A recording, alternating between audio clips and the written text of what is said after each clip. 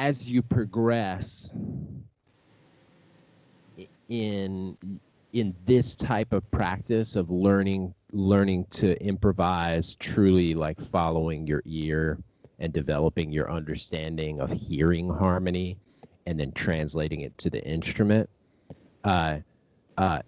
your experience might not differ too much from what you just played, which was mostly roots and thirds. You had a fifth or two in there.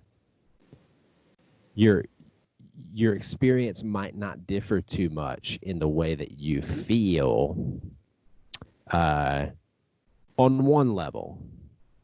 It will sort of like, it will refine, but it won't feel like I don't know. I feel like a lot of people are looking for this incredible catharsis, and that does come, but it's truly like, it's not contrived. Like I think a lot of people just like get on it, like because they're trying to force that feeling, that force that like that catharsis. But anyway, much like we said last week, it'll feel real similar as you progress, because in the end you're just talking about what you know or what you connect to that you hear in that moment. Does that make sense? So just like we have conversations all the time that are super comfortable and we connect, it'll be the same thing. It'll just feel like playing a tune feels like talking to a friend, and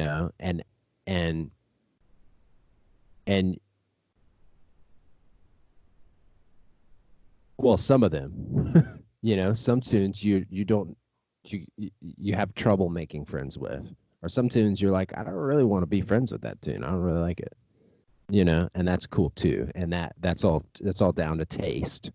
And sometimes we can grow that, or push a boundary with our tastes and wind up friends with something that we wouldn't have thought that we would have wanted or been able to.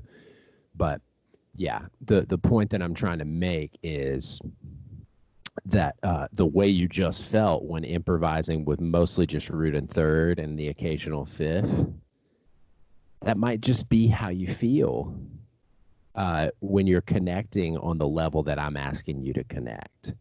And the reason I'm just continuing to shine light on that is because I want you to learn and learn that about yourself, like how it feels when you're connected. So rather than judging what you just did from the outside, I want you to really be discerning it from the inside. Like, that felt good. That felt secure. That felt safe. That felt whatever the feeling is, so that you can remember it and reach for it every time that you improvise through a tune, no matter what your what little branch, like limb you're going out on to try to gain new comfort, because as we build, we stay connected to that feeling, and then we try to further our ability to hear, basically. So we go out on little limbs and say, okay, start using the seventh every once in a while, and try to bring that hearing the seventh, or whatever the note is or the concept is that we're working with, into the feeling of security, not the other way around, not pushing you out and saying, now fly, it's more like trying to bring that into the feeling of security. I mean, it's both. It really is both. It's pushing you to say and saying, now fly, but it's also saying you always have this safe space to be in. And it's okay if you don't get the seventh right now. Just know that when you're ready to leap, it's there, and this is here, you know? So that's kind of what the process feels like, is oscillating between those two spaces, and just being okay with building it slowly enough that you remain connected always to uh, that space of like just keeping your cool and feeling really connected to what it is you're doing. Make sense? Yeah. I'm going to stop you. Within the last 2 bars, did you feel that you lost your pulse? Cool. Isn't that amazing how far you got without doing that, without losing pulse? You were targeting something completely different than you've heard before. You know, some of those shapes should be confusing. They should be more confusing than they were. And the reason they weren't is because you're doing exactly what I'm asking you to. You're staying connected to the tune above anything else. No matter what happens, you're staying connected to your relationship to the way the tune sounds. And if I had to guess, it's because you're beginning to really hear the root motion. I bet you like away from your instrument, you could probably hum the root motion. No matter where you start, I just started it in the wrong key on purpose. Like, but the contour is the same. So I that's proof that the work is working.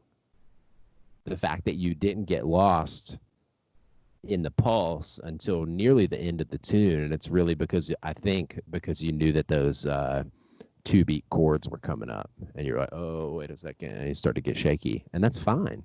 You just try again or practice the second half of the tune. 100% the reason why you were able to get that far is because you're doing the most important thing, which is staying connected to where you are.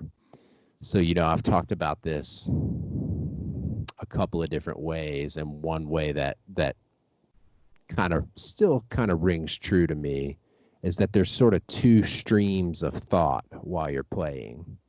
There's the one that's tracking the tune, like, and that one is like, that's really the one that we want to be correct. And then there's the one that's trying to do something like improvise or create, and might actually be thinking about like musical ideas that aren't the tune, that are like a layer on top of the tune in a way. So there's kind of like two streams going. And the one right now that we're trying to prioritize, or mostly always trying to prioritize, is the one that's tracking the tune.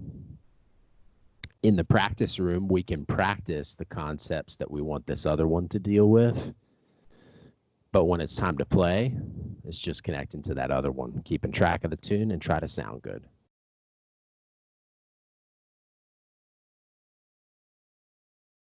So when that happens, when you feel that, like I felt in the middle of your note, I felt you feel it, because almost like it's hard to even explain the process that goes on.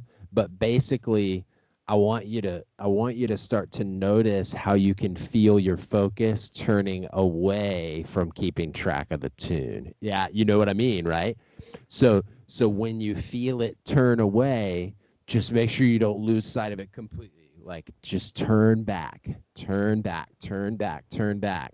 Um, and you'll be surprised at how often you'll be able to recover, and that it'll be fine. It's really funny to talk about how painful it can be. Like it's amusing to connect with people on that level, but like I'm hesitant to do that the way that a lot of people want to, because in the end, like what I really want to do is promote like a really good way of talking about ourselves, you know, and I think a healthy approach to listening to yourself is like maybe even more important because um, you're gonna have like some kind of negative emotional response when something like that happens, uh, and it it's really really good to be able to detach from that in order to see it as an opportunity, like it's literally just telling you when something like that happens, you're just turn to the facts. Just turn to the facts. Like, when did that happen in the tune? What happened right there in that spot? Now, is it that spot that's difficult, or was it another reason? I You just, know, I think most of the time it's because my brain goes someplace else. It's a different that's total thought. that's what I'm talking about. See, that's the distinction that has to be made, because sometimes it truly is because the tune is difficult right there. But oftentimes it's not about that at all. Oftentimes it's about something like what you're talking about, uh, like your focus just wanes or something, especially if it's something new that you're processing, like you're talking about. But even if it is something old, sometimes it's about how we push ourselves, or how we sort of like misallocate our resources in a way, like focus as a resource, and we waste too much of it sometimes, like being like hyper vigilant, like we waste a lot of energy being so vigilant sometimes. And if we just let it be the way that you are on autumn leaves, then you get so far. You get so far before you ever even run into the possibility of getting out of the pulse, you know? And then there, the actual reason was twofold, and it was an understanding of the tune. It was both an understanding of the tune and being uncomfortable because the harmonic rhythm was about to double. So it was not only a spot in the tune that tends to make you feel a little bit uh, amped, you know, which rightly so, because something's happening, you know. Um, but it was also that you were gonna be having to deal with that part of the tune using a part of the harmony that you had not yet explored there. So you were out on a limb, you were out on a limb and you weren't ready to fly. So the the uh the permission that you've got to give yourself there is to just not jump. Just don't fly yet. Just like go back to the comfortable thing. So if the sevenths aren't comfortable when the harmonic rhythm doubles, you go back and play the thirds instead. Play what you know. Stay in your lane or whatever. Uh just just know that the intention to eventually be comfortable with that is there, and that in order to do it you might have to get a little less like in the flow connecty, like all this fun stuff that I like to talk about, and you might have to just like drill those 2 bars of music alone, going root seventh, root seventh, root seventh, root seventh for 4 chords a couple of times until you're like, oh, I get it, like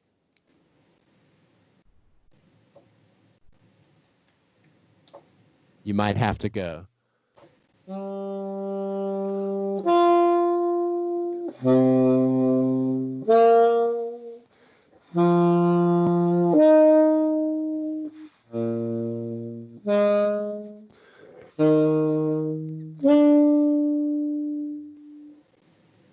a couple of times, and then you might have to turn the metronome on to 1, 2, 3.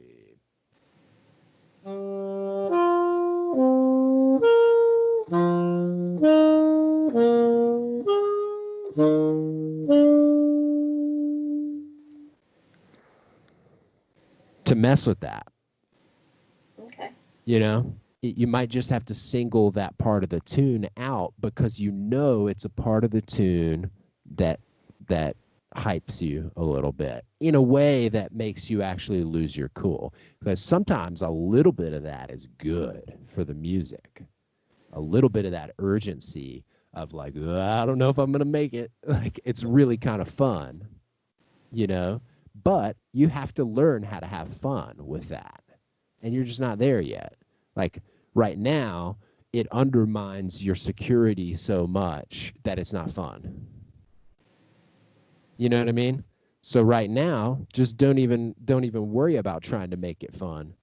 Just, just right now we're just trying to up the security factor. Just trying to up the safety quotient. um, does all that make sense? It really is showing in your playing that it does make sense. Um, uh, and I mean, I can't thank you enough for like putting in the time, just listening to me blather about it. uh, and then following that up with the work too.